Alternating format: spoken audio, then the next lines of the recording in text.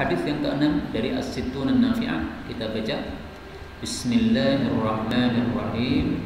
An Abi Hurairah an Rasulillah sallallahu alaihi wa alihi wasallam qala idza nadhara ahadukum ila man fuddila alaihi fil mali wal khalqi falyanzur ila man huwa asfalu minhu akhrajahu al-Bukhari fi kitabir riqaqi min sahihi.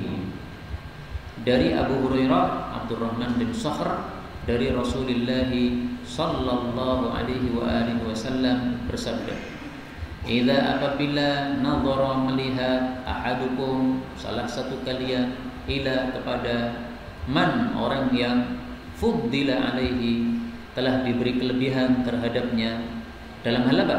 Fil mali dalam hal harta, wal khalqi dalam hal rupa, falyanzur maka hendaklah dia melihat ila kepada man huwa orang yang dia itu asfalu minhu lebih rendah daripada dirinya dalam hal harta maupun rupa.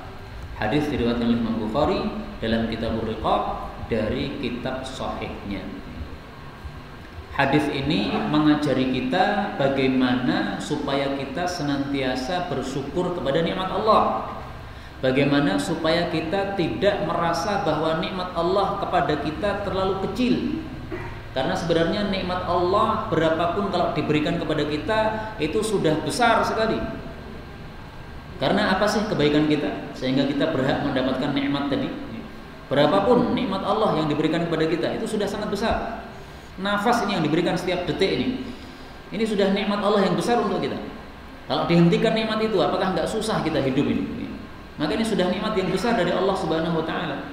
Karena itu Nabi berpesan, kalau ada orang melihat orang lain kok hartanya lebih banyak sehingga dia merasa wah saya miskin, tolong diubah melihatnya, jangan melihat kepada dia, lihat kepada yang lebih miskin. Kita naik kendaraan, melihat teman kita atau tetangga kita naiknya mobil, wah dia lebih enak, nyaman. Kendaraan panas, naik mobil enak pakai AC. Jangan melihat yang naik mobil, lihat yang pakai sepeda ontel, lebih susah. Maka kalau kita melihat orang yang lebih rendah, insya Allah kita lebih syukur kepada Allah Subhanahu wa taala. Mending saya. Bahkan kadang-kadang kita lihat orang-orang yang zahirnya mendapatkan nikmat tetapi sebenarnya tidak. Misalnya nih, jalan lagi macet, lebih enak mobil nopo motor? Pasti lebih enak motor. Mobil macetnya kesuwen. Maka melihat itu sebenarnya tinggal bagaimana cara memandangnya. Kalau kita memandangnya dari sisi negatifnya ya jadi negatif, kalau memandangnya dari sisi positif ya jadi positif. Naik motor, udah lihat positifnya aja, lebih cepat, lebih ngirit, positif semua. Naik mobil memang enak, tapi kan bensinnya mahal, napa meleh, bodinya gede sehingga tidak bisa gesit. Itu semuanya kalau kita memandangnya dengan positif akan jadi positif, negatif akan negatif. Sehingga di sini Nabi mengajari kita bagaimana supaya kita tidak meremehkan nikmat Allah kepada kita. Jangan melihat kepada yang lebih tinggi, tapi lihatlah kepada yang lebih rendah dalam hal-hal masalah dunia. Contohnya apa dunia? Al-mal, harta. Al-khalqi, rupa. Kalau di antara kita melihat, wah saya ini gak ganteng, itu karena dia membandingkan dengan yang lebih ganteng. Saya merasa saya gak cantik ini. Itu karena dia bandingkan dengan yang cantik-cantik. Coba kalau pengen panjenengan melihat kegantengan Anda dan kecantikan Anda, saya kasih caranya. Besok silahkan ikut ke Solo, nanti masuk bersama saya di kebun binatang Juruk. Panjenengan bandingkan semua makhluk Allah, di situ ada ratusan itu. Mana lebih ganteng? Jenengan apa binatang-binatang tadi? Jenengan paling ganteng. Sehingga tidak mungkin di antara kita merasa rendah dengan sebab wajah yang diberikan oleh Allah, baik itu apapun wajahnya itu sudah lebih ganteng dibandingkan dengan makhluk-makhluk yang lain. Tinggal bagaimana cara memandangnya saja. Maka dalam masalah memandang orang itu ada dua cara. Kalau masalah dunia kita disuruh mandang yang lebih rendah. Supaya apa? Supaya bisa syukur terhadap nikmat Allah. Apapun nikmat Allah sudah banyak untuk kita. Enggak mungkin nikmat Allah itu sepele untuk kita. Nabi mengatakan dalam hadisnya, "Unzuru, lihatlah ila man huwa asfalu minkum," kepada orang yang lebih rendah daripada kalian, itu dalam hal dunia. Wala tanzuru ila man huwa fawqakum. Jangan melihat kepada yang lebih tinggi. Kenapa? Fahuwa ajdar alla tazdaru ni'matallahi 'alaikum. Itu lebih menyebabkan kalian tidak meremehkan nikmat Allah kepada kalian. Ini cara memandang dalam hal dunia. Yang kedua, cara memandang dalam hal agama, lihatlah kepada yang lebih tinggi. Jangan lihat kepada yang lebih rendah. Kalau kita melihat kepada yang lebih rendah, tidak akan bisa maksimal kebaikan kita. Misalnya kita bangun malam jam 3, sudah merasa wah. Itu karena kita melihat orang-orang yang bangun malamnya jam 4. Coba lihat orang yang bangun malamnya jam setengah 3. Kita jadi merasa nggak ada apa-apanya. Saya selalu kalah sama orang itu. Beberapa hari yang lalu ada seorang bapak-bapak, Masya Allah, saya tampaknya dinasihati oleh Allah dengan datangnya bapak-bapak ini. Dia sudah tua, kalau jalan sudah tidak lurus lagi. Dia datang ke rumah, Assalamualaikum, waalaikumsalam. Enten apa Pak, ada yang bisa dibantu? Nah, kemudian dia bawa 2 buku. Ternyata 2 buku itu adalah tulisan saya semuanya. Dia temukan dalam satu masjid. Buku diwakafkan di masjid. Nah, kemudian dia mengatakan, ini buku ini dapatnya supaya saya dapat dari mana Ustaz? Saya pengen beli karena isinya bagus untuk saya amalkan. Nah, saya lihat bukunya ternyata tentang fadilah tahajud. Masya Allah. Dia mengatakan, tetangga saya itu biasanya sholat bangun malam jam 3. Dia adzan di masjid, adzan malam jam 3. Hati saya merasa sesak kalau sudah keduluan bangun sama Pak itu. Saya pengennya bangunnya sebelum dia. Nah, maka saya membeli buku ini supaya lebih semangat katanya, supaya bisa bangun lebih awal lagi. Nah, Masya Allah, ini kayaknya teguran dari Allah nih, bahwasanya saya harus bangunnya lebih semangat lagi, lebih rajin lagi.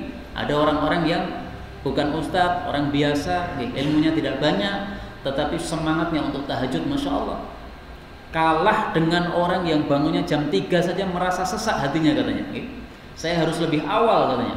Kalau dia adzannya jam 3, saya berarti harus sebelum jam 3 udah bangun katanya. Masya Allah. Nah, ini cara memandang dalam hal akhirat seperti ini. Jangan memandang kepada yang lebih rendah, tapi pandanglah kepada yang lebih tinggi, supaya kita merasa diri kita memang tidak ada apa-apanya di hadapan Allah, supaya kita lebih bisa untuk semangat memperbaiki diri kita masing-masing. Hadis berikutnya, hadis yang ke-7, kita baca.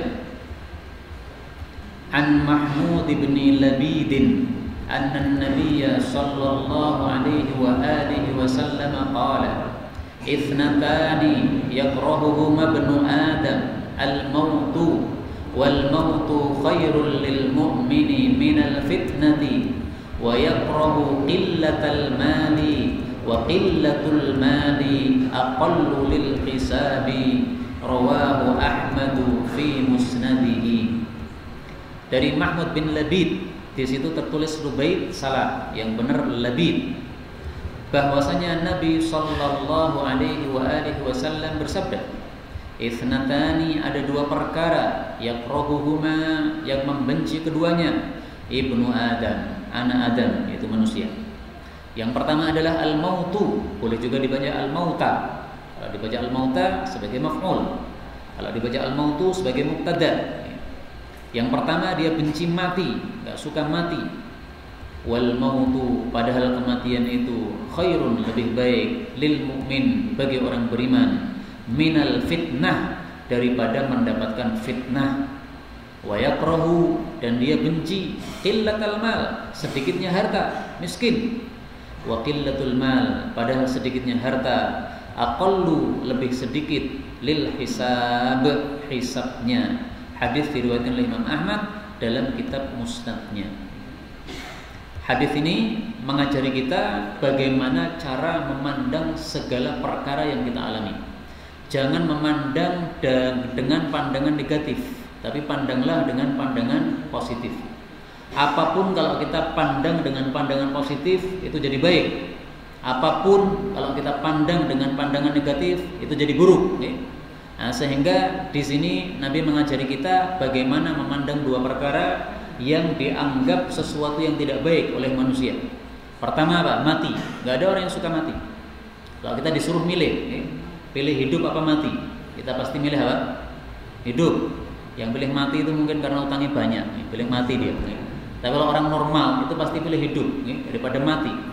Karena hidup masih bisa makan, masih bisa minum, masih bisa bergerak di bumi. Kalau mati sudah nggak bisa bergerak lagi. Nah, maka rata-rata manusia pilih hidup. Nah, Nabi mengajari kita pandang mati dengan pandangan yang baik. Gimana caranya? Wal mautu khairul lil mu'min minal fitnah. Daripada kamu hidup tetapi terfitnah terus, yaitu berdosa terus, maksiat terus, lebih baik mati. Mati sudah nggak berbuat maksiat lagi, udah adem, udah meneng. Manusia hidup ini kan diberi oleh Allah syahwat. Nah, syahwat ini yang menyebabkan hawa nafsu ini yang menyebabkan dia berbuat maksiat. Itu namanya fitnah itu. Fitnah ini ada di mana-mana. Di rumah kita ada fitnah, di luar rumah juga ada fitnah, sama aja. Keluar rumah kita lihat wanita-wanita banyak yang tidak menutup aurat, fitnah itu. Melihat itu sudah fitnah itu. Itu sudah merusak hati itu dan mengotori hati itu fitnah namanya. Dalam rumah juga sama saja. Ketemu anak-anak berbuat macam-macam, marah-marah kita. Marah itu fitnah, ngotori hati kita sendiri. Nah, maka fitnah segala macam ada fitnah dalam kehidupan kita, baik di dalam rumah kita atau di rumah kita sama aja. Nah, kalau udah mati sudah nggak ada fitnah-fitnah tadi. Nah, maka mati dalam hal ini lebih baik kata Nabi. Kemudian yang kedua, yakrahu qillatal mal. Manusia nggak senang kalau duitnya sedikit, pengennya duitnya banyak, kantongnya tebal. Kenapa? Bisa berfoya-foya, bisa segala macam yang dia inginkan dia beli. Kalau pas miskin susah, bayar listrik, nggak ada duitnya susah, karena sudah biasa pakai kipas angin, nggak ada kipas angin susah. Sudah biasa ada lampu, nggak ada lampu susah. Sudah biasa makan enak, nggak makan enak susah. Nah, tapi Nabi memberikan cara kita bagaimana memandang dengan pandangan positif. Qillatul mal aqallu lil hisab. Lebih baik miskin. Kenapa? Nanti kalau di akhirat langsung masuk surga, nggak perlu banyak hisapnya. Orang-orang miskin itu nanti di akhirat sudah layah-layah dalam surga, sementara orang-orang kaya itu masih belum selesai hisapnya, Pak. 500 tahun bayangkan. 500 tahun. Jadi orang-orang miskin sudah masuk di jalan jannah, foya-foya 500 tahun, sementara yang kaya ini masih belum selesai hisapnya. Ditanya terus oleh Allah, kamu dapat duit ini dari mana? Kemudian kamu gunakan untuk apa? Ditanya terus, akhirnya hisapnya lama. Nah, sekarang pilih mana kita? Pilih nanti mati langsung masuk jannah, nopo pilih dihisap dulu lama, 500 tahun. Nah, pasti jawabannya pilih duitnya banyak tapi nggak pakai hisap. Nah, sampai naik nih, ini kabeh wong bisa pilih ngoten niku. Nah, makanya untuk masalah inilah, pokoknya kita doa kepada Allah yang baik-baik aja lah. Doa kepada Allah, ya Allah masukkan jannah tanpa azab, tanpa hisap, duitnya sing akeh tapi berkah, suka sedekah, nggih mboten napa-napa, doa yang baik seperti itu, Tapi intinya di sini Nabi mengajari kita bagaimana cara memandang segala sesuatu, pandang dengan pandangan yang positif. Kalau kita mandang segala sesuatu dengan negatif, susah terus hidup niki. Orang nek penake hidup niki. Kalau memandang segala sesuatu dengan positif, penak tok isine. Misalnya kita miskin, pandangnya yang positif aja. Miskin tetapi sehat. Sementara di sana ada orang kaya karena makannya beraneka ragam, sakit-sakitan terus. Nah, enggak enak itu. Lebih baik mana? Miskin enggak pernah masuk rumah sakit, atau kaya tetapi enggak boleh makan ini, enggak boleh makan itu, suka masuk rumah sakit, keluar biaya banyak. Nah, mesti pilih kaya tapi enggak sakit. Kabeh nonton pilih, tapi ini pilihannya cuma dua saja. Miskin sehat, nopo kaya sakit. Nah, mestinya kalau kita cerdas pilih yang sehat aja, nyaman. Maka lihat positifnya saja, jangan melihat yang negatifnya. Kalau lihat negatifnya jadi negatif semuanya. Melihat positifnya saja. Kita punya anak nakal, lihat positifnya. Bagaimana melihat positifnya anak nakal? Ada seorang ulama ditanya, wahai ulama, ini istrimu cerewet terus, kenapa enggak kamu ceraikan saja? Maka dia mengatakan, Allah letakkan pahala saya di sini. Jadi setiap kali saya masuk rumah dicereweti istri saya itu saya sabar nih dapat pahala. Nah, ini dilihat positifnya, Pak. Maka kalau kita lihat positifnya enak tok. Alhamdulillah istriku cerewet nih. Pahala terus nih. Enak betul? Enak ya. Alhamdulillah istriku cerewet sehingga bisa punya alasan nikah lagi boleh segera cerewet. Ya enak ya. Alhamdulillah. Kalau istrinya betul cerewet, betul dia alasan jenengan nih. Meh nikah meneh dilokke wong akeh. Istrimu wis salehah ngono, wis apik ngono, golek maneh. Kalau Pak istrinya cerewet tidak baik, maka kita nikah lagi enggak ada yang komentar gitu. Wis apik, pas nih. atau yang gue sing apik nggih. Nah, maka lihat positifnya aja nggih. Jangan lihat apa? Negatifnya. Jadi kesimpulan hadis ini satu nggih. Apapun urusan kita, tolong lihat positifnya, jangan lihat negatifnya. Apapun, musibah apapun, lihat positifnya, pasti ada. Hanya saja kadang-kadang memang akal kita itu hilang. Ketika muncul musibah, akalnya hilang, sehingga nggak bisa mikir positif. Nah, nanti begitu musibahnya sudah lenyap, akalnya balik lagi, bisa mikir positifnya. Nah, maka sebelum terjadi musibah-musibah itu, kejadian-kejadian itu kita siapkan dulu. Pokoknya dibiasakan lihat segala sesuatu, lihat positifnya, jangan lihat negatifnya. Tapi kita tambah satu hadis lagi, hadis yang ke-8. An Abdullah qala qala an-nabiy sallallahu alaihi wa alihi wasallam sibabul muslimi fusuqun wa qitaluhu kufrun. Akhrajahu al-Bukhari fi Kitabil Fitani min Sahihi. Dari Abdullah, maksudnya Ibnu Mas'ud. Jadi kalau ada Abdullah tidak dijelaskan siapa, itu biasanya adalah Ibnu Mas'ud karena dialah Abdullah yang paling tua di antara Abdullah yang lain di antara sahabat Nabi. Bersabda Nabi sallallahu alaihi wasallam, sibabul muslim, mencela orang muslim, fusuqun, adalah perbuatan fasik. Wa qitaluhu, dan memerangi orang muslim, kufrun, adalah perbuatan kafir. Hadis dikeluarkan oleh Imam Bukhari dalam Kitabul Fitan dari sahihnya. Hadis ini menunjukkan bahwasanya mencela orang muslim hukumnya haram dan memerangi orang muslim hukumnya haram. Karena itu kalau ada orang muslim mencela kita, enggak usah dilayani. Kalau ada orang muslim memerangi kita, memusuhi kita, menuduh kita, enggak usah dilayani. Biarkan sak kesele mulute ngomong. Karena kalau kita layani berarti kita sudah masuk dalam perangkap setan. Setan itu pengen menjadikan umat Islam ini enggak akrab, enggak akur. Maka dibisikkan pada mereka permusuhan sehingga mereka jatuh dalam perbuatan ini, perbuatan fasik atau perbuatan kafir. Nah, maka jangan sampai kita rela kalau mau dijerumuskan oleh setan dalam perangkap mereka. Sabda Nabi dalilnya bahwasanya perangkap setan itu membuat manusia untuk bermusuhan. Inna syaitan, setan itu qad ayyasa, sudah putus asa, ayya'budahul musallun, untuk disembah oleh orang-orang salat. Walakin, akan tetapi setan tidak putus asa fit tahrish, di dalam mengadu domba, bainahum, di antara orang-orang yang salat. Hadis diriwayatkan oleh Imam Muslim. Karena itu saya paling tidak suka kalau ngaji sama kiai tapi suka mencela jamaah sini jamaah situ. Itu namanya mengadu domba antara umat Islam. Orangnya apik pengajian seperti itu. Kalau sudah ada pengajian seperti itu, udah izin aja, tinggalkan. Nanti besok datang lagi nggak apa-apa, mendengarkan yang baik-baik. Kalau sudah muncul yang jeleknya, udah tinggalkan. Nggak ada masalah. Kita meninggalkan guru yang ngajari keburukan. Sebagaimana Imam Malik rahimahullah ta'ala, beliau dalam satu masa pernah meninggalkan majelis gurunya Imam Rabi'ah. Kenapa? Dia anggap bahwa Imam Rabi'ah ini sudah menyeleweng, tidak sesuai Quran Sunnah. Nah, maka ditinggalkan majelisnya. Tapi bukan berarti memusuhi orangnya, hanya memusuhi sikapnya tadi yang salah tadi. Kalau pas benar ya tetap kita hormati yang sebagai guru kita.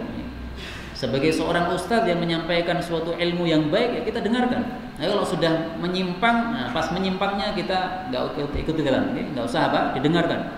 Udah ini sudah mulai terperangkap dalam setan, udah nggak usah masuk-masuk, maka ditinggalkan, nggak ada masalah dengan sebab udzur tersebut. Kaum muslimin rahimani wa rahimakumullah, perhatikan di sini sabda Nabi. Ini Nabi hanya memvonis perbuatan. Perbuatan mencela orang muslim adalah perbuatan fasik, perbuatan memerangi orang muslim adalah perbuatan kafir. Nabi tidak memvonis pelakunya, maka jangan memvonis pelakunya. Kalau ada orang muslim memerangi kita, kemudian kita mengatakan kamu kafir berdasarkan di sini, enggak benar. Ini hanya divonis perbuatannya saja. Pelakunya enggak divonis. Maka harus dibedakan antara memvonis pelaku dengan perbuatan. Saya mengatakan kunut subuh bid'ah, enggak apa-apa. Oh, memang keyakinan saya setelah mempelajari dalil-dalil kunut subuh bahwa kunut subuh itu hadisnya enggak ada yang sahih, maka perbuatannya perbuatan bid'ah. Tetapi jangan kemudian mengatakan yang suka kunut subuh adalah ahli bid'ah, enggak benar itu. Maka saudara-saudara kita NU kunut subuh, ya biarkan aja. Mereka meyakini itu benar. Mereka meyakini bahwa hadisnya sahih, ya udah. Kalau kita meyakini itu hadisnya dhaif, kita meyakini itu perbuatannya bid'ah, nah berarti tinggal kita tinggalkan perbuatan itu aja selesai. Tapi jangan kemudian memvonis kamu ahli bid'ah, enggak benar. Ini tidak untuk memvonis orang, tapi ini untuk memvonis perbuatan. Demikian juga di sini, okay? Bahwasanya muslim yang memerangi orang muslim yang lain itu kafir, itu adalah perbuatannya bukan orangnya. Wallahu ta'ala a'lam bishawab. Inilah yang dapat kita bicarakan pada sore hari ini. Benarnya dari Allah Subhanahu wa taala, dan apabila ada salahnya fa astaghfirullahal azim li wa lakum.